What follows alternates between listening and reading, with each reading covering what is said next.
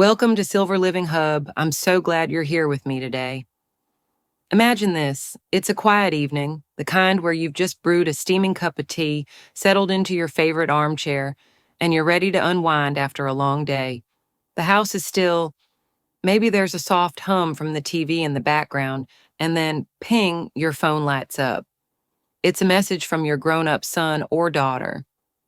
Hey, Mom, can you help me out with some cash this month? Your heart does a little flip. Part of you wants to jump in to say, of course, how much do you need? They're your kid after all, a piece of your soul. But then another feeling sneaks in, a hesitation, a quiet worry. Your bank account isn't what it used to be, or maybe you're wondering, will they ever stop leaning on me if I keep saying yes? And then the big question hits.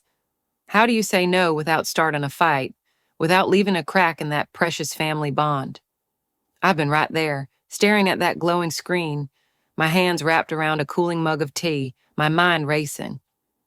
Today I want to share a story with you, a real slice of my life that taught me how to navigate these moments without the stress or the guilt eating me up inside. This isn't about turning cold or being selfish. It's about finding a way to protect yourself while keeping your connection with your kids, or anyone close, strong and unbroken. Whether it's your child asking for rent money, a car repair, or just a little extra to scrape by, this is for anyone who's felt that tug of war between their heart and their head, who's searching for a gentler way through. It all started with my son, Daniel. He's 32, living a few states away from me in the U.S. One day, out of the blue, he called with a request that caught me off guard, and it sent me down a spiral of thoughts and feelings. I'm going to take you through it all, what it felt like when he asked, the back and forth in my mind, and how I found a path that left us both okay. By the end, you'll see that saying no doesn't always mean distance or tension. It can actually be a chance to grow closer if you handle it with care. Let's step into the story together.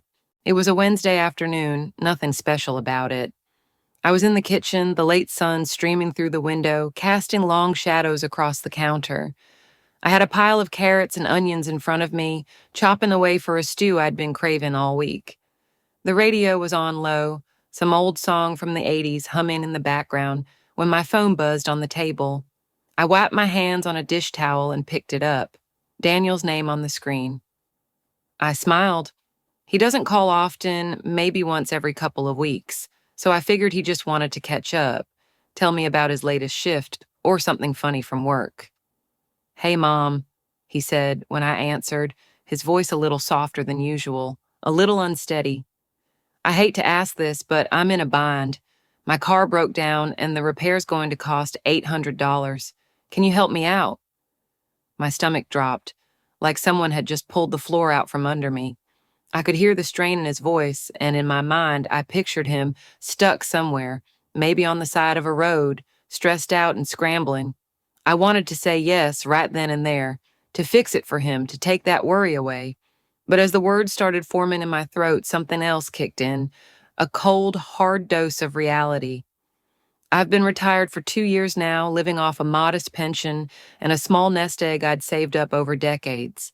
I've got my own bills, electricity, groceries, the occasional doctor's visit, and truth be told, this wasn't the first time Daniel had asked for help.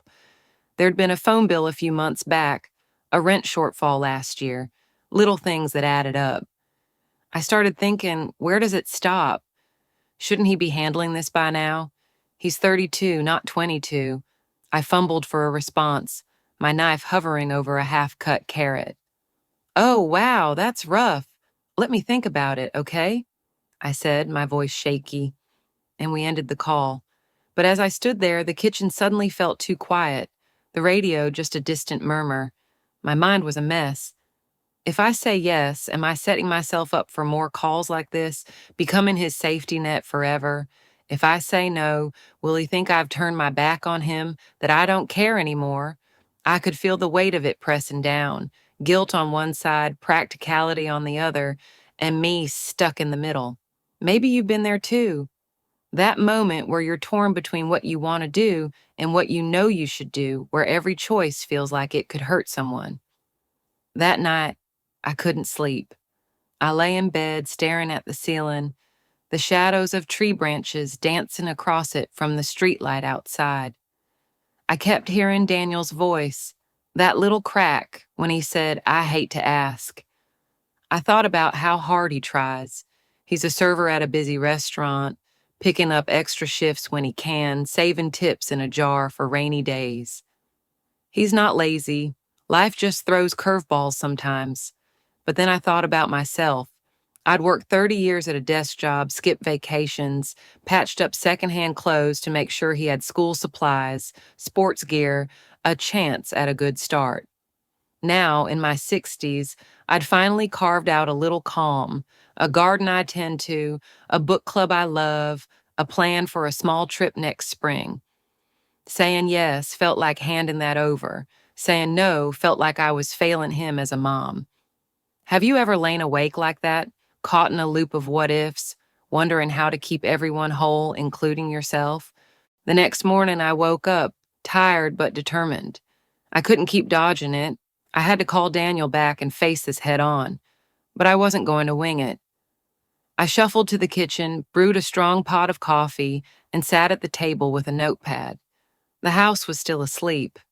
Birds chirping outside, the faint hum of a neighbor's lawnmower starting up. I needed to figure out how to say no without breaking us apart. I didn't want to fight, didn't want him to feel abandoned, and didn't want to carry that guilt around like a stone in my chest. So I sipped my coffee and let the conversation play out in my mind first, scribbling little notes. Be honest. Stay calm. Offer something. When I finally dialed his number, my hands were sweaty, but I kept my voice steady. "Hey, Daniel," I said, leaning back in my chair. "I've been thinking about your car situation all night. Tell me more. What happened?" He sighed, a long, heavy sound, and started talking. The alternator had died, right in the middle of his commute home from a late shift. He'd already maxed out his credit card on groceries and rent, and without the car, he couldn't get to work. His voice cracked a little as he said, "I tried to fix it myself, but it's beyond me."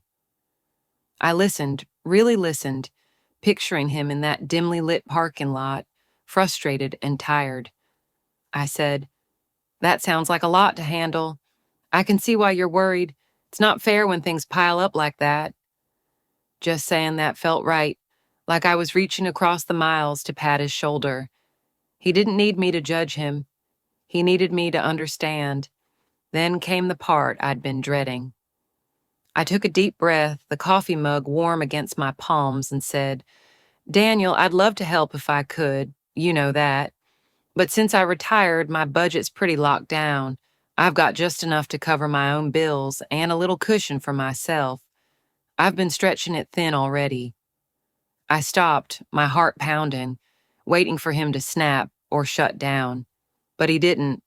He was quiet for a moment, then said, "Yeah, I figured it might be tight for you. I just didn't know who else to call."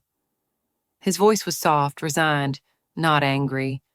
That honesty took the sting out of it for me. I wasn't pointing fingers. I was just letting him see my side, the way I saw his. But I couldn't leave it there. I didn't want him to feel like I was walking away. So I kept going. "I can't cover the $800, I said, "but I'm not leaving you hanging.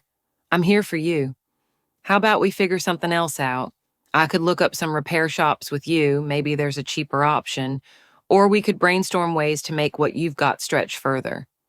He paused, then perked up a bit. "Actually, a cheaper mechanic would help. I've only checked one place." So we turned it into a little mission. I grabbed my laptop, he pulled up his phone, and for the next 30 minutes we searched together.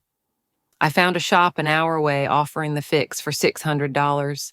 He called a buddy who'd done some car work before and might cut him a deal. By the end, he had a plan, not perfect, but doable. Sitting there, the coffee gone cold, I felt something shift. Saying no to the money didn't mean saying no to him. I couldn't hand him a check, but I could still be his mom, someone who listens, who digs in, who cares enough to stick around. "And you know what?" He said, "Thanks, Mom, this actually helps a lot." Not because I paid, but because I stayed. It was like we'd dodged a storm and found solid ground together. After we hung up, I sat at that kitchen table for a long time, the notepad still open in front of me, scribbled with half-formed thoughts. The house was quiet again, but my mind was buzzing. It hadn't been easy. There was still a flicker of guilt, a whisper asking if I could have found a way to scrape the money together, maybe sold something, dipped into savings. But there was also this wave of relief washing over me. I'd said no without a shouting match, without tears, without that awful silence that lingers after a fight. We were still us, Daniel and me, mother and son. Maybe you've had a moment like that, where you wade through the muck of a hard choice and come out the other side, surprised at how okay it feels. Looking back, I started piecing together what made it work. It wasn't just luck, it was the way I approached it. First, I didn't rush to shut him down. I let him talk, let him pour out the whole messy story, the broken car, the late nights, the worry. I didn't interrupt with, "No, I can't." I gave him space to be heard, and that softened everything. Second, when I explained why I couldn't help, I kept it real. I didn't make up excuses or dodge the truth. I told him about my pension, my bills, the life I'm living now. He's old enough to get that I'm not a bottomless well and that honesty built a bridge instead of a wall. Third, I didn't just leave him there. I threw out a lifeline. It wasn't cash, but it was time, effort, a willingness to roll up my sleeves and help him think it through. And finally, I made sure he knew this wasn't the end of us, just a not right now, with a promise I'm still in his corner. A couple of weeks later, I saw this play out again with my friend Sarah, and it stuck with me. Her daughter, Emily, she's 28, called one Saturday asking for $2,000 to put down on an apartment. Sarah's a widow, living off a tight savings account, and she couldn't swing it. She told me later, "I felt so torn. Emily's trying to build her life, and I'm saying no." But she didn't just shut it down. She called Emily back and said, "Sweetie, I hear how much this apartment means to you. I'd move mountains to help if I could, but my money's tied up keeping me steady right now. Can we figure something else out? Maybe I can help you hunt for a cheaper place, or we could look at roommate ads together." Emily was quiet at first, a little disappointed, but she agreed. They spent a whole afternoon on the phone, Sarah scrolling rental sites, Emily texting back options. By the end, Emily found a studio for half the price, and Sarah said, "We ended up laughing about some of the weird listings, like a place with no kitchen. It felt good to be a team." Then there's my neighbor, Tom. He's in his 50s, with a son in his late 20s, who's always short on cash. Tom told me about a time his son asked for $500 for a new laptop. Tom's still working, but he's saving for a house repair, so he couldn't do it. He sat his son down over coffee and said, "I know that laptop's important for your freelancing. I get it, but I'm stretched with the roof leaking, and I can't pull that much right now. How about I help you fix up your old one instead? I've got some tech tricks up my sleeve." His son grumbled a bit, but they tinkered with it together, got it running, and Tom said, he actually hugged me after, said he forgot how handy I can be. So here's what I've learned, and it might light the way for you too. Next time your kid, or anyone, asks for money you can't or won't give, don't let the panic take over. Start by listening. Let them lay it all out, the why, the how, the stress. Nod along, say something like, "That's a lot. I see why you're asking." It's not about agreeing. It's about showing you care.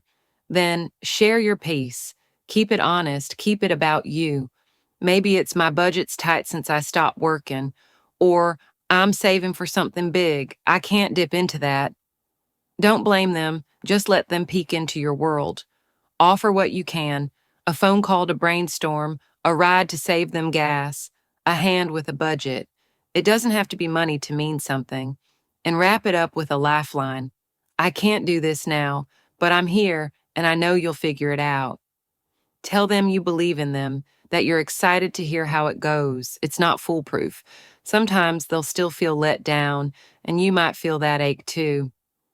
Daniel texted me a few days later, Found a guy to fix it for $550, still figuring out the rest. Thanks for the push, Mom. It wasn't all tied up in a bow, but we didn't lose each other. That's what matters. Sarah's daughter moved into her new place and sent a photo. Look, Mom, I did it. Tom's son started picking up more gigs with his patched up laptop. Saying no didn't break them. It bent the road toward something better. What about you? Have you ever had to draw that line? Say no when it hurt to do it? Or are you bracing for that moment, wondering how it'll play out? Drop your thoughts in the comments. I'd love to hear your stories, your worries, or if this feels like a path you'd take. This is what Silver Living Hub is all about, working through life's tough spots, especially with family. If this story hit home, hit that subscribe button. We've got more real talk and tips coming your way. Thanks for sticking with me, and I'll see you next time.